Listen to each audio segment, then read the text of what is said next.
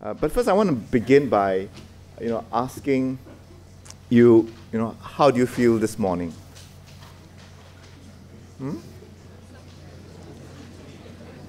Okay, right. So we have the usual, right? Good and fine and all that.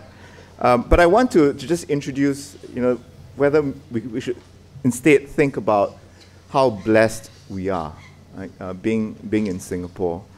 It's not a perfect society by any means, but certainly I think when you look at the religious freedoms that we have, I would say that we are very much blessed. I had the opportunity of, as part of my work in trying to, when countries overseas seek views on how Singapore manages its ethnic relations, So I had the privilege of going to Myanmar, Kazakhstan, Nepal, China, as part of this an NGO that seeks to promote religious freedom, and very often we take for granted what we have here, right? So very often we have no problems going to a place of worship. We don't feel that we are threatened, that going to a place of worship could result in harm to us, but that certainly isn't the case. For example, for the Muslims in Myanmar, and even of people of any faith, right, in Kazakhstan, right, a former communist country. So I do think we are very blessed, and it's something which I hope we appreciate, that this is something precious that we have. So I've titled it, my presentation today, being blessed in Singapore, bridge builders in an age of suffering and abundance, right? When you open the newspapers, when you tune into the news on radio or TV, or even on the internet, we are just confronted every day with, the sort of disasters, the tragedies that happen in many parts of the world, and even in Singapore as well. But because of the frequency with which we are bombarded by that sort of information, and given that we live in relative comfort and abundance in Singapore, sometimes I feel we might become immune, to the sort of suffering that takes place in many parts of the world, and even in the local context. So I will comment certainly on the papers. I must admit that I feel very inadequate. These are very profound papers, and being a layman, it's a bit tough trying to engage or to have anything better to say, right, than what Ustaz Imran and Venerable Sikh, as well as the 6 other papers that I had opportunity to read as part of this Building Bridges seminar. So by way of background, I am a Catholic. I was born into the faith. But I grew up in a very multi-religious setting. I count people of a variety of faiths, within my extended family as well. And of course, we see how things have changed over the years, right? The interreligious comfort has grown, but it was not always that case. I would like to think that, this is a quote by Michael Oakeshott, which gives the impression that governments and the secular world and the sacred worlds are quite far apart. I think to some extent it may be true, but I think in societies which seek both truth as well as perfection, good and orderly behavior, peaceful conduct, that I think there may not be that much difference after all. And I think in societies that recognize the power of religion, right, and in many ways seek to harness the power of religion, I think we all appreciate, religion can be a transformative force. And the difficulty with all of us in this auditorium this morning, right, is that very often we're all the converted, right? We are speaking to the converted. And in many ways, we should try to reach out to others who may not be so persuaded, that interfaith dialogue is important, or that recognizing, religious freedom is not an absolute freedom, are some things which we should try to reach out to others. But people of faith, they serve an important function in society.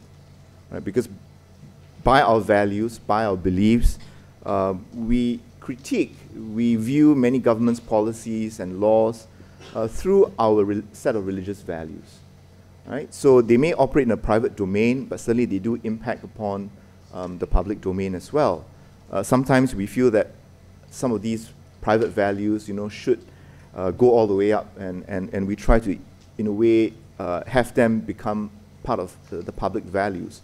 But I think all this is part of being in the public square, and certainly, the religious voice, the voice of conscience and all, does have a role to play.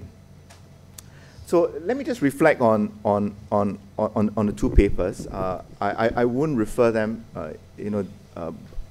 specifically. I'm just trying to capture, some of the themes and ideas that I've taken from the papers. They're very rich papers, right? I'm very much humbled by, the depth of learning, the analysis as well as the knowledge and the ability to try to connect.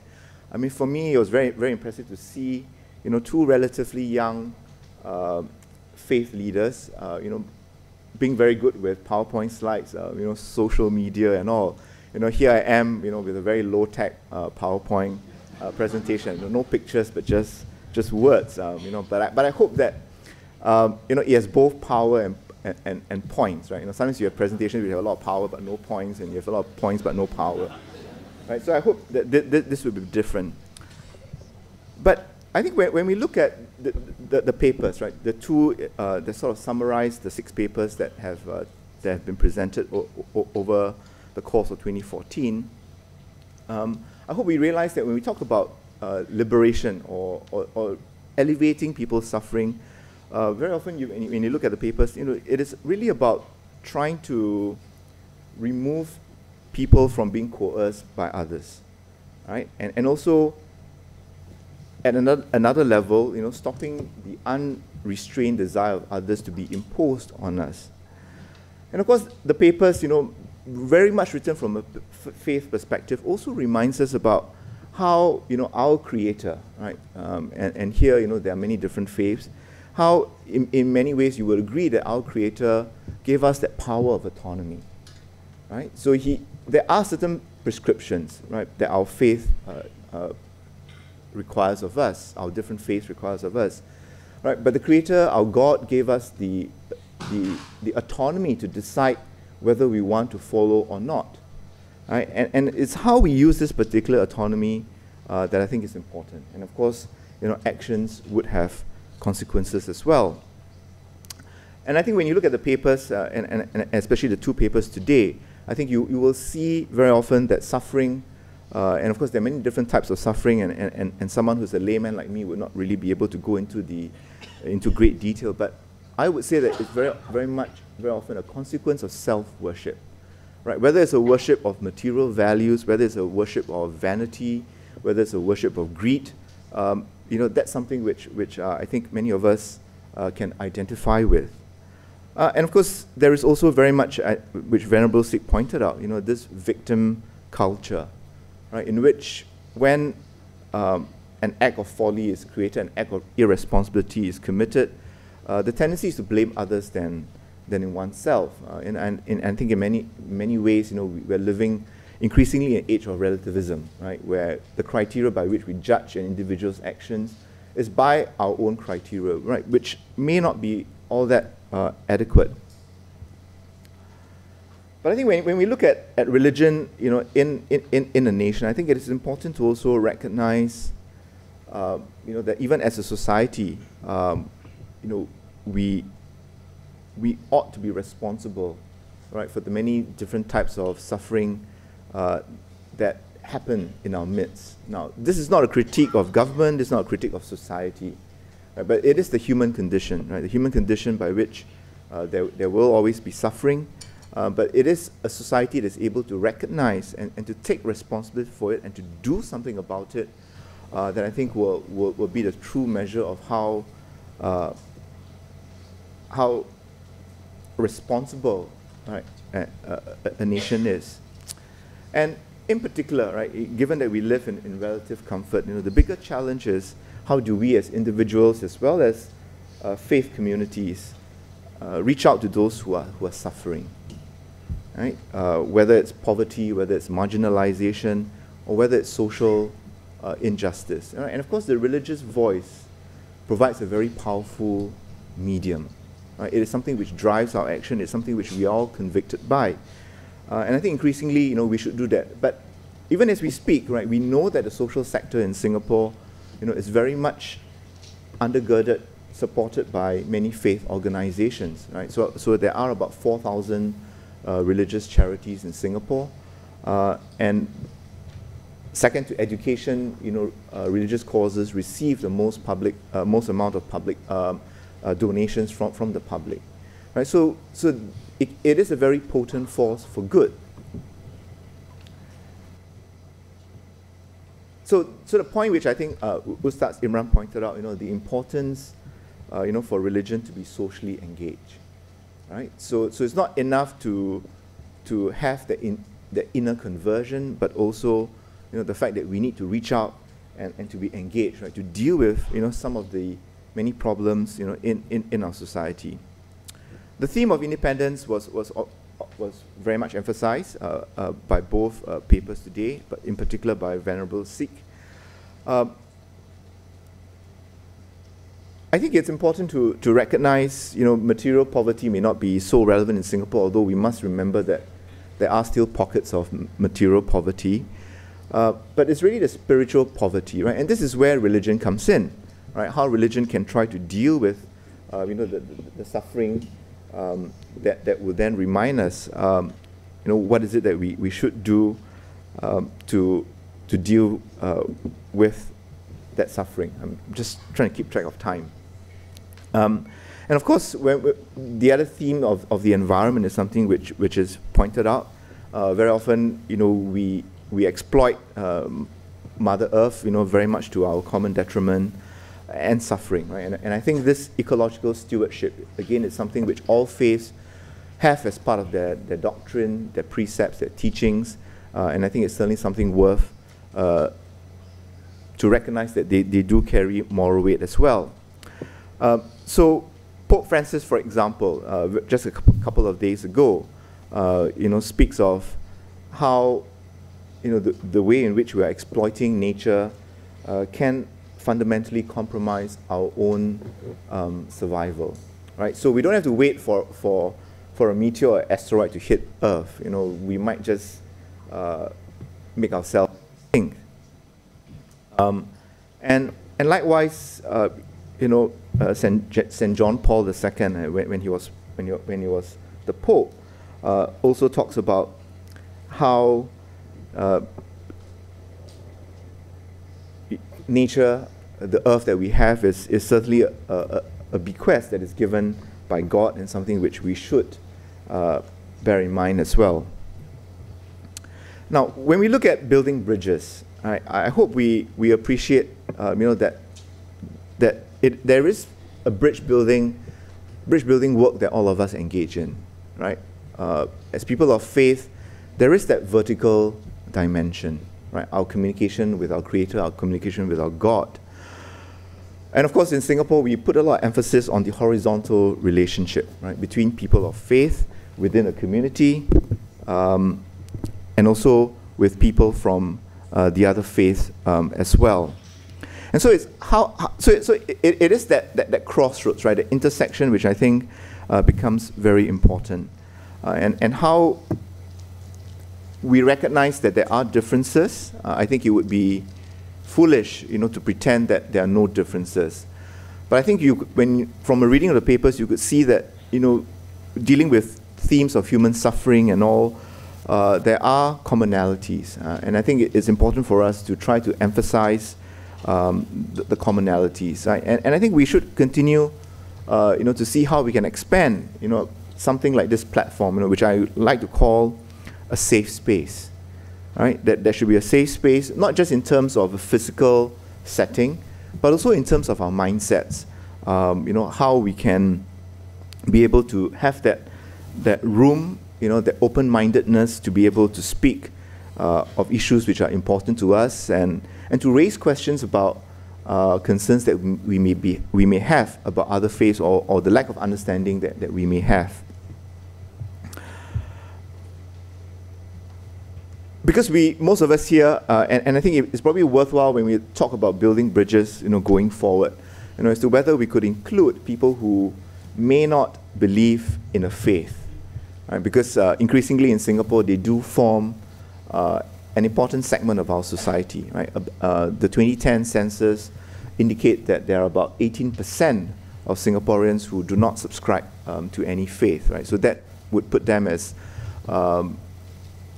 second or third largest group, in terms of religious or non-religious affiliation. But in any case, right here, we can't talk about building bridges between faith communities without being anchored in our Creator, in our God, right? Because we cannot have that meaningful vertical relationship if we ignore the horizontal relationship between us, right? And we must ensure that vertical relationship that we have does intersect, with the horizontal relationship. So how we deal with those who are less well off than us, those who are in trouble, those who are in pain, those who are suffering, becomes something which is very important. So building bridges cannot just be talk shop, but it must certainly be a call for action. And I like the fact that the attempt to try to canvass ideas or support from this room through the Pigeonhole platform, seeks to be something in that particular regard. And of course, there are many other activities that are going on. So Pew Research Center, right, which is a respected research center based in Washington D.C. That looks at religious trends. We've been very much in some of the key studies that they have done. And there have been 3 in just the last 1 year. So in April 2014, in a study, they found Singapore to be the most diverse society in terms of religious composition.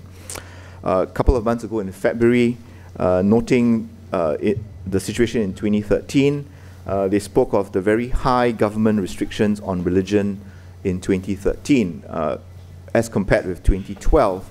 But they made no reference to the fact that how do we maintain this diversity as well as maintain that harmony and that very strong interfaith ties. How does that sit, or how do you reconcile that with high government restrictions, something which the Pew Center doesn't go into. And just last month, they did another study, fairly exhaustive, I must say, but they focus a lot on immigration trends, which may not be quite accurate, but they anticipate that the minority faith will continue to grow in Singapore. I'm not so sure how accurate that would be, but this was some of the findings that they found. So I'm in a way drawing from the papers, but trying to contextualize them in the context of Singapore. These are trends which we are all familiar with, right? And of course, we know, particularly when it comes to religion, what happens outside Singapore does impact upon local faith communities, right? The suffering of your co-believers, right, or what we call the co-religionists, whether it's in Myanmar or in Palestine or in any other parts of the world, does impact upon the local Muslim community, right? Because we feel for them, and we all want to try to do something about it. But these are the important trend lines that we should bear in mind. But in my many travels, I would argue that it is the value of citizenship. How meaningful is a citizenship, and a very strong indicator of a meaningful citizenship is the sort of religious freedom and religious identities that people have in a particular nation, right? So citizenship can be a formal right that is given to you, right? But in the end, what is the content of that particular right is something which is important. And I think here we can see in Singapore, that it is indeed possible to be a good citizen, right? To have that civic loyalty to this country, but at the same time to be a good Muslim, Buddhist, Christian, Hindu, a Taoist, a Sikh, a Zoroastrian, and all the many other faiths that are in Singapore. And I think in Singapore we have recognized the importance of recognizing that that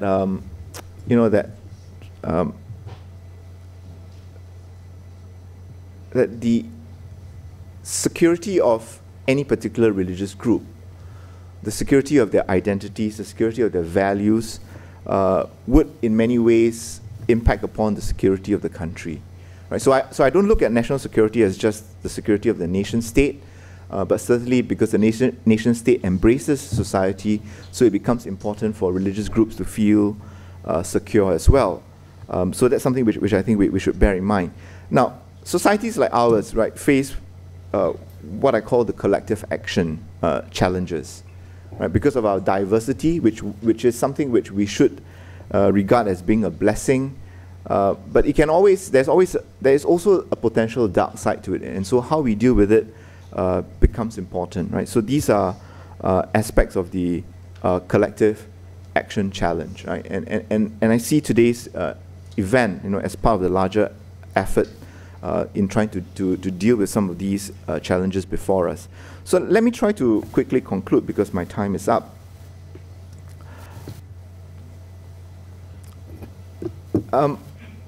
I'll just focus on the last point, right? We cannot deny, right, that in every faith there is that sense of exclusiveness, right?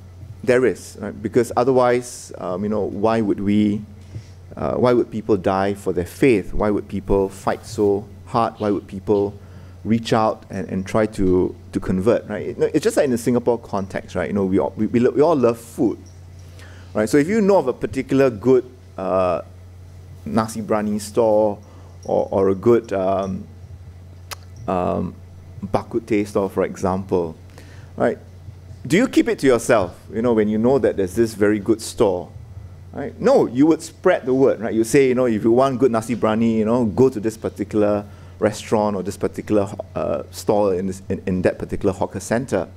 So it's the same thing with our faith, right? So our constitution gives us the right to propagate our faith, and because we believe, right, that our faith, is good for us, it is good for society.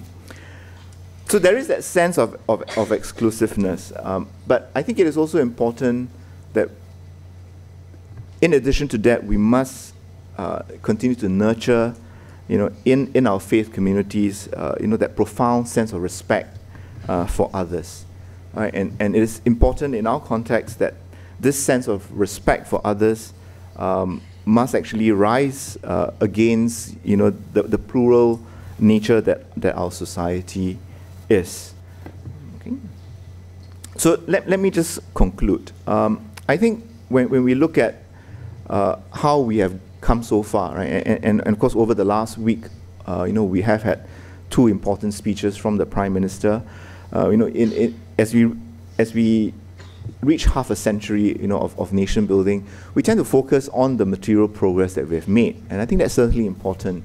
But we must also remember that what has allowed that material progress, to go so far, is the sort of peace and stability and sense of security that we all have, right? And because religion is a major part of our identity, I think that has been a very crucial ingredient of our success.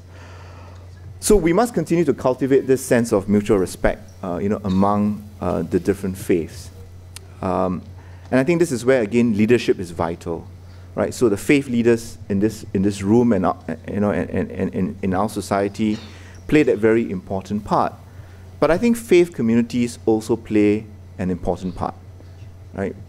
Because if we do have religious leaders who, let's say, may be a bit overzealous in trying to reach out, and may then offend or may unfairly criticize other faiths, I think it is important, for faith communities to be able to remind, in a very gentle way, because we all respect our religious leaders, that maybe that's not the way we should go about, trying to spread our faith. But I think we are concerned about how Singapore is going, right? So I think increasingly, as our material needs are satisfied, we now look to satisfying our post-material concerns, right? About what sort of society this should be. But I hope that even as we get richer, or even as we become comfortable with who we are and where we are, we do not become indifferent to the suffering that is around us. Right? And I think the papers remind us whether the suffering is domestically or abroad, we must continue to have that sensitivity. Otherwise, we would lose that feeling of the common good. So I think ultimately, religion, again, we are this is a room of the converted. But I think it's important to bear in mind that religion reminds us that there's something greater than ourselves, right? Yes, God, the Creator, is one of them. But how do we, get that vertical relationship right? It is through helping and others who are in need. I was a Boy Scout when I was much younger, right? So whenever we went to the campsite, we were always told, that when you leave the campsite, leave it in the manner that you found it. Leave it as good as you found it, or even better, right? Try to leave it, in a better condition than you found it. And I think that's what all our faiths, teaches us. And essentially, what we're doing here really is to uphold the dignity of the person, right? Because we're all created in the image and likeness of God. And I think it's important that we continue to remind that in what that we do. Let me just say one last piece before I conclude. I think going ahead, one of the biggest challenges that we face in Singapore is really trying to live with our deep differences, right? So increasingly, I think we will see more and more values contestation which derives from the difference, a very profound difference in values. I don't think some of these differences can be resolved. So, for example, the LGBT community and the faith communities. But I think what is important is that we try to build on the commonalities and we try to recognize that some of these differences will not go away so easily. So it becomes imperative for us, to learn to live with those differences, because I think in the end, that will, make this country, our time on earth, a much better place. So I've overstayed my welcome, so I should end here. Thank you very much. Thank you, Dr. Eugene Tan.